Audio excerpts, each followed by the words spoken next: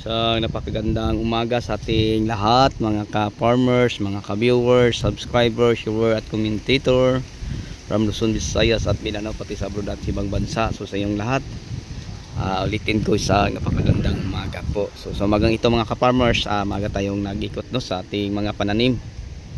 Kasi, maganda na po silang tingnan uli mga ka-farmers yung time na nag-recover na po sila. So, marami ng mga bulaklak uli no, at saka malilit na bunga ang ating mga talong. So ayan po ang mga bunga nating mapapansin mga ka-farmer, yung mga paganyan-ganyan.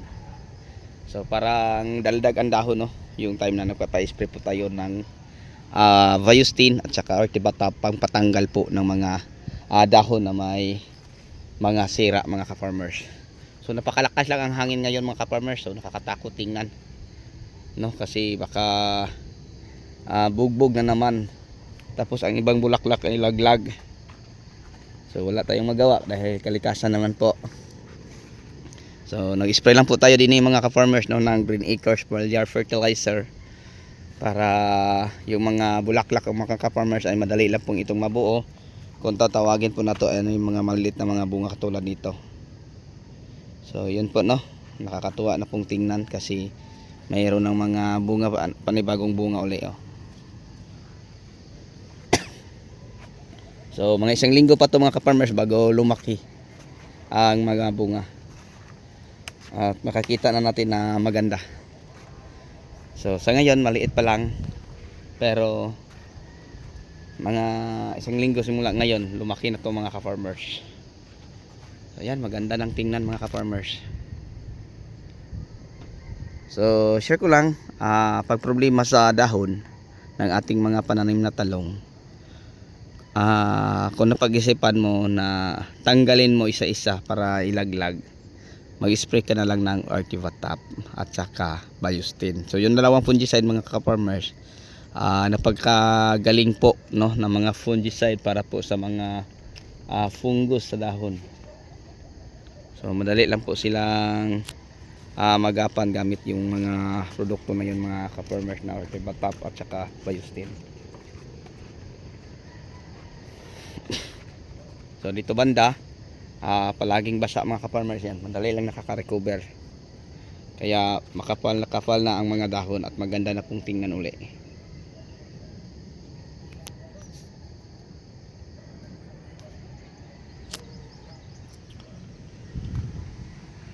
Yan. So yun po mga ka-farmers ang ating inaantay din sa talong natin.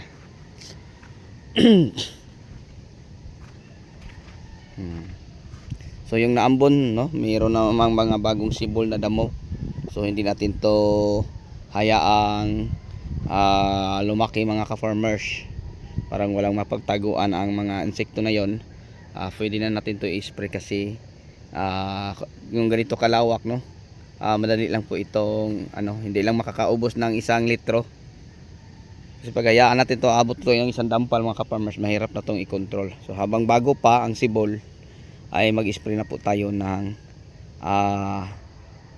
Glostar Contact Herbicide, kasi yun po ang magandang glyphosate ammonium na gagamitin natin sa ganitong panahon. Yun lang. So yan, maganda nang tingnan uli, nakakatuwa na kasi mga ka-farmers napakadami ng bulak at saka malilit na bunga. So yung bulaklak mga ka-farmers kita natin napakadami. So ulitin ko, pag problema sa dahon ng ating mga pananim na talong o iba pa ang palaya, kamatis, share ko lang sa inyo mga ka-farmers, kung pag-usapan natin ang mga fungus, yan hindi na yan mabibitin si Ortivatap at saka si Viostin. Napakagaling po nila mga ka-farmers sa mga fungus, kahit anong uring fungus, early blight, late blight, leaf spot, scab o mga powdery mildew. So basta fungus lang, hindi lang mga bacteria mga ka-farmers, napakagaling po nila no. So ang gagawin nila mga ka-farmers, lahat ng mga problemadong dahon ilaglag nila. So yun po mga ka-farmers, ilaglag. So i-alternate lang natin si Biostin at saka si Artivatap. Tapos mga ka-farmers, ang dosage po kung halimbawa ay lala, no, ang tinatawag nating ganyan mga problema, pati anthracnose. Oo.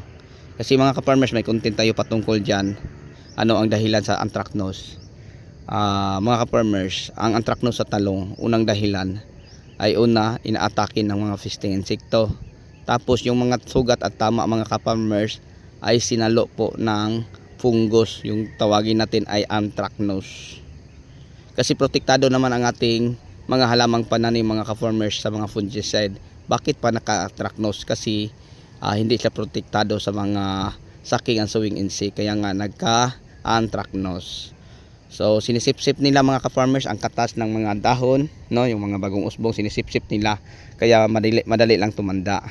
Pero pag protektado sila sa insecticide mga ka-farmers, so ibig sabihin na control o na minimize natin ang mga sowing and sucking insect tulad ng mga whitefly, brood mites, mga thrips. Kung nakakontrol natin sila mga ka-farmers, bihira lang mangyari ang anthracnose sa ating mga talong. Kasi protektado sila sa insecticide, protektado sila sa fungicide. Kaya nga manatiling maganda, mabunga ang ating talong. So yun lang po ang may share ko po sa inyo patungkol dyan. Kung may mga problema sa dahon ng inyong mga talong, ayan, Artivatap lang, alternate ng Biostin. Then tapos pwede kayo mag-spray ng Dithane Anthracol sa ganitong mga panahon sa tag-araw, kasi napakaganda nila mga ka-farmers. Alam niyo ba kung bakit? Anong mayroon sa Anthracol? Fungicide po na siya na zinc, no, pangpatibay, pangpakapal ng dahon. Tapos mga ka-farmer, si Dithane naman ay isa po siyang mangkusim na kung pag-usapan natin compare sa ibang mangkusim sa na-experience ko, may iba siyang technology kasi meron siyang Latron V mga ka-farmers na sobrang kumapit, no, parang naka-sticker ka dahil sa Latron V na meron siya mga ka-farmers. So yun po ang Dithane Nutix mga ka-farmers na ating ginagamit din eh. So ang paggamit po natin ng Dithane at saka Anthracol, tagkalahating kilo sa isang drop sa ganitong edad na po sa ating tanim. Pero pag bago pang mga ka-farmers, Anthracol, tapos Dithane, so, tapos Anthracol. So yung pinaka-low dosage, no, sa bago mong tanim, yun ang i-apply mo. Pero pag halimbawa ay nasa flowering stage na, ayan, pwede mo nang halimbawa nag 60, 40-60, so pwede ka mag 50. Pag halimbawa ay ganito na, pwede ka na mag 60. So ganyan ang paggamit ng tama sa mga fungicide. So sa nabunga ng mga pananim, pwede na natin i-apply yung nasa mga dosage na hindi masyadong maximum. Pero kung halimbawa ay tinatamaan na yung pinaka maximum, yun po ang ating i-apply. So except lang sa mga produkto na walang overdose, no? Kasi may mga produkto ng mga farmers na kung halimbawa alik ka 3 to 5 ml ang dosage tapos ginawa mong 10 ml. So inay makakatulong sa pagkontrol sa mga fisting insekto sa mga pananim mo, ay tuluyang na control, pero pati ano mo mga ka-farmers, pananim mo na control ang pagbigay ng bunga, kasi makakasira na po ang paggamit ng sobra-sobra. So yung tama lang mga ka-farmers, huwag lang nating pasubraan. Okay, so yun na po, no, ang mai-share ko po at may kwento sa inyo sa umagang ito mga ka-farmers. So salamat po ng marami sa patuloy niyong tangkilik sa ating mga video, sa patuloy niyong pagsuporta, pag-share at pag-comment. Malaking bagay na po sa akin mga ka-farmers bilang isang farmers na nag-content about farming. So ngayon mga ka-farmers, nagpapapitas po tayo no ng ampalaya. Then siguro sa mga 15, no, o hanggang 20, meron na po siguro tayo din yung mapipitas na mga kamatis. So yan po ang ating kamatis mga ka-farmers, na napakadaming bunga. So maliliit pa lang po mga ka-farmers, no, ang mga makikitang bunga natin sa ating mga kamatis. So yan po mga ka-farmers, at least may aantayin na tayong mga bungang papalaki. Yan, oh, grabing bunga, ang dami. So may mga malalaki na tulad nito. So hindi pa masyadong marami ang malalaki. So siguro mga ka-farmers, mga konti na lang ang ating aantayin mga panahon para makapag-harvest at makapag-ani na tayo ng mga kamatis natin. Yan mga ka-farmers, oh. Napakaganda at napakadaming bunga sa ilalim. So pag lumaki na to mga ka-farmers, lalo pang dadami ang magagandang bunga. Tingnan mo, ang ilalim lang yan mga ka-farmers, hindi pa kasali yung nasa ilalim ng dahon. So yung mga pinakaunang bunga pa lang ang ating nakikita. So ganyan nakadami. Tapos napakaganda pa ang mga usbong, oh. Yan, parang bagong tanim pa lang, no? So tingnan natin, parang bagong tanim pa lang, oh. So yun po ang resulta sa ating in-applyan ng Green Acres at saka foliar na fitters. Kasi yun po itong ginagamit palagi din eh. So tinatanggal lang namin mga ka-farmers yung tinatawag nating mga matatandang dahon para ang mga bunga, tingnan nyo kung gaano karami, oh. Yan mga ka-farmers, kadami ang bunga mula ilalim hanggang itaas.